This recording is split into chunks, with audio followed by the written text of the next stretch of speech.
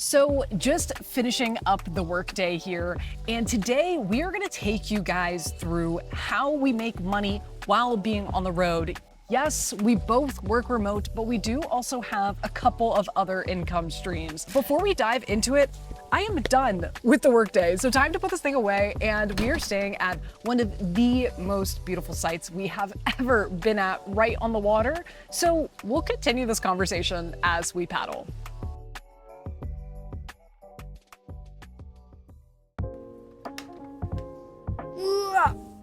Now we are survivor mode.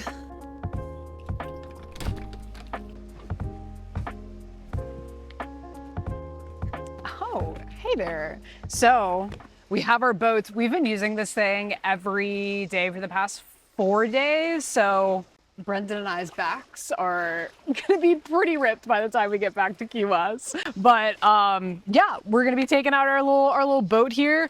Honestly, one of the nicest features are these holes here at the bottom, which is kind of funny to have holes in the bottom of your boat. But this is what makes this kayak self-bailing, so no water stays on the inside of it. Probably the next nicest feature, the paddle holders. This has been so nice just to store everything. Even though it's one giant unit, it's one unit. So you grab one end, I get the other, and time to bring this thing down.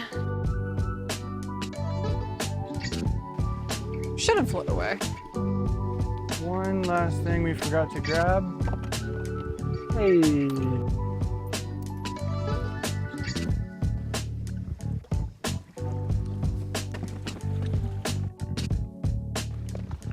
All right, so I have a pretty good excuse to now not paddle. Brendan is gonna be our motor here as I catch you guys up to speed on some of our income.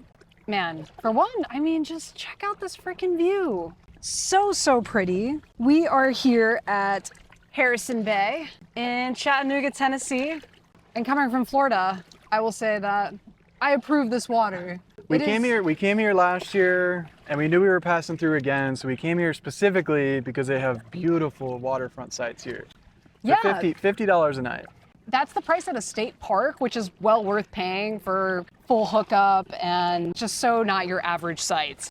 But to get into things, let's talk about income streams while being on the road. So first and foremost, our biggest category is definitely going to be our full-time remote jobs. What a boring start. It is a boring start, right? Like people say, get a remote job, you can travel the world, you know, all you need is your laptop. Yes, that to an extent is true, definitely depending on the type of remote work that you do. As for myself, I work in sales. I work at an ad tech company. I've been at the company now for 2.5 years. And so I was working for them before we started RV life. I suppose it was a very scary thing to jump into RV life with a very secure job. And that job is my priority. Because like, even though you're remote, that doesn't necessarily mean your job wants you to be living on wheels and traveling the country, because you need to be disciplined while doing that, right? Like if you lose internet connection while you're being on the road, very much so can seem irresponsible. So when we knew that we wanted to do this lifestyle, we're like, we need to be completely transparent with our jobs, make sure they're on board. I remember being so nervous to tell my company of us thinking about taking this jump. And when I say thinking, we literally already bought the RV. So we were like all in. I'm like, I just can't take a no. I feel like we were secretly planning for years already. We were manifesting. We had the dream and we wanted to do it someday. We kind of had the jobs. We're like, we can make this work. And then really when Starlink came out was the big push that we were like, I think we could probably do this. Yeah, we didn't want to be reliant on, you know, having to use cellular data because that can have its issues. But yeah, Starlink was the game changer for us. And watch out, big wave. These are big waves. Wow. Lilo. But yeah, Starlink, people definitely seem to be a bit more divided on it now, but at the end of the day, outside of a political sense, the tech is great. We are here for the tech, and that is it. But yeah, Starlink was a total enabler, had the approval from both of our jobs. Definitely Brendan can go into detail on his, but I was like shocked at the support I got from my job. People were like, are you gonna have a YouTube? Like, please share, send us photos, keep us updated. So it was so encouraging to have that supportive environment for this lifestyle choice. And yeah, been there 2.5 years since, and we've been on the road for almost 2 years now. So it's been a very good balance. And yeah, for the most part, all that's required is my laptop. We have Starlink connection. Time to time, I do need to travel for my work, whether it's attending conferences or work outings. Honestly, maybe 3-4 times a year. It's not bad at all. And a lot of those times we try to circle our travel around while we're in Key West. Just much easier when we know we're going to be stationary for a bit, planning any sort of travel from in and out of there. And I know the topic of remote work can go so much more into depth. We just kind of want to focus on the diversity of incomes that we have in order to sustain this lifestyle. But if you do have any questions specifically on like remote work or any part of this video, feel free to drop those questions down in the comments below. We always do our best to reply to every single one of your questions. So I think at this point, I have talked enough. Brendan has definitely paddled enough. So time to pass the mic and Brendan can fill you in on his job. All right, I get my break from paddling for a bit. My back and shoulders are already feeling it. I think we did about 6 miles yesterday. We did 6 miles for Mexican food yesterday. Yeah, but in terms of my job, I actually was the first one of us who worked remote. I work as a UX designer. I actually studied computer science in college. I started my career as a front-end developer and moved my way into design. I started working remote right out of college, before even COVID happened and everything. And honestly, I feel like Gabby got a little bit jealous of the ability to have more flexibility. We weren't even thinking about RV life at the time, but it has just been so awesome. I've been working remote for about 6 years now, and we've been living and traveling in an RV for about 2 years now. So had some time to get used to it, but Gabby and I have both grown up really lucky that our parents, I would say, taught us really well the value of saving our money. And we've been really grateful for the incomes that we have made from our full-time jobs. And so at this point in time, our full-time jobs cover about 80% of our income. But with that, we've been able to save and invest a lot of that, which we're gonna get into next. But real quick, I need to paddle a little bit because these boats are crazy.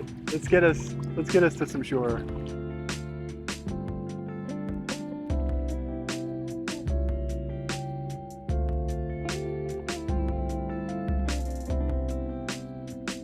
Land. I think we found our spot to tell you guys of the rest of the income.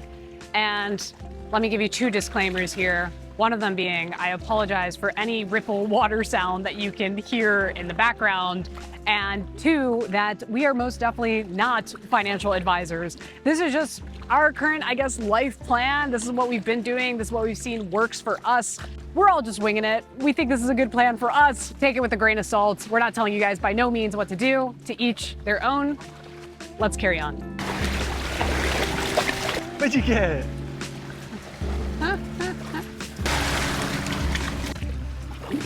All right, now let's talk about the next source of income, which is investing. So we went over our full-time income, told you that I've been working full-time for 6 years, Gabby just about 5 years, she's a year younger than me.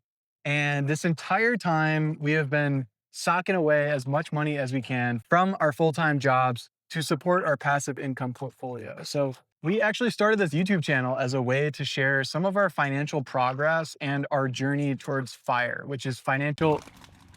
Lilo. She's chewing on a bottle.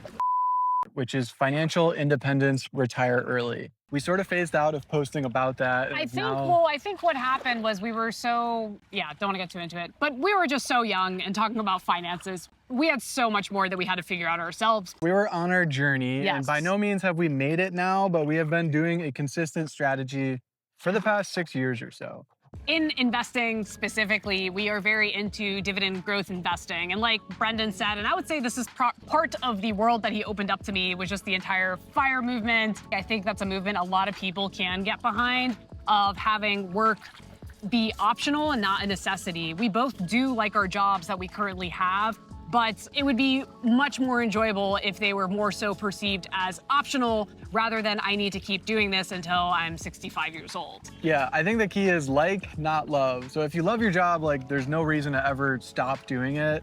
I would say we both enjoy our jobs. It's not something that we're like super passionate about, but it allows us to fund other areas of our life that we enjoy. Absolutely, and that's kind of, I think, a world that RV life opened up to us, because I mean, in the beautiful locations that we get to explore, remote work allows you to kind of get a taste of that freedom.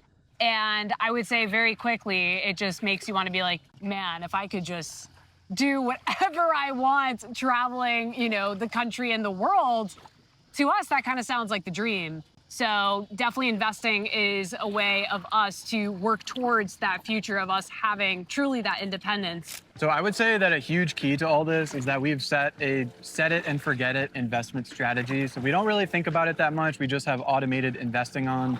But for the past 5 years, we've been able to save over 80% of what we make. And that's partly due to having a cheap lifestyle in an RV, but previous to that, it might be getting some support from parents. Yeah, I mean, there's like house hacking. Like when we rented an apartment in Denver, we had a roommate. We've had a lot of different living situations. Yes. Consistently, we've still been over 80% of our income that we can save.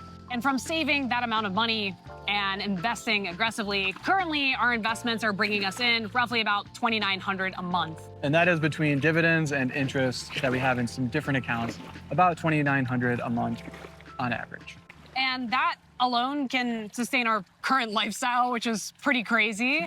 We definitely don't exactly know where this lifestyle will take us. Like we've talked about, what if we do our own build? What if we want to get a new RV? You know, then, I mean, new RVs can cost hundreds of thousands of dollars. So just kind of getting into what makes the most sense for us. Definitely it goes full-time income, and then we have our investment income. And now, thanks to you guys, we have a new category. So our third category is going to be our YouTube income. So it is currently the beginning of July. I believe we got monetized the end of November last year. So it's been a little bit more than 6 months. We definitely have had a couple one-off videos that have like blown up and given us a lot of ad revenue from AdSense on YouTube. So the income that YouTube has paid us for playing ads on videos like these has been on average $650 a month. This section is way more variable than our other sections, like our full-time income and our dividends and interest. Like we can count on very consistently. YouTube income is like, it might be, I think our highest month was $1,300, but other months have been, I think, lower, like $300 to $400. So it averages out to $650 a month for the time that we've been monetized. And a huge part that I would say you're missing from what you said is just a big thank you to all of you guys and your support, everybody that has subscribed to our channel, that has watched. I mean, even if it's just one short, your support truly means the world to us. Your comments light up my day. I love getting comments. It is super, super fun. Like I would say, like our full-time jobs, we like investing, we like YouTube and getting comments from you guys. Like I love that. Like it has been so rewarding to share our experience because YouTube is definitely where we got inspired to do this lifestyle. So to be able to be in a position to give back, share our experiences, and have that fuel our freedom in a sense to continue making meaningful and valuable content for you guys. Thank you for putting us in this position, truly.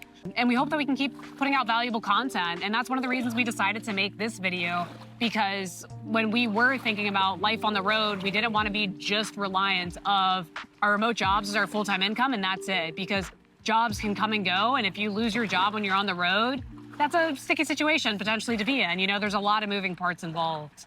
So that is it. That is all of our income, our three main different streams. So we definitely hope to grow, I would say, our passive streams. So definitely our investments are like the most passive it gets.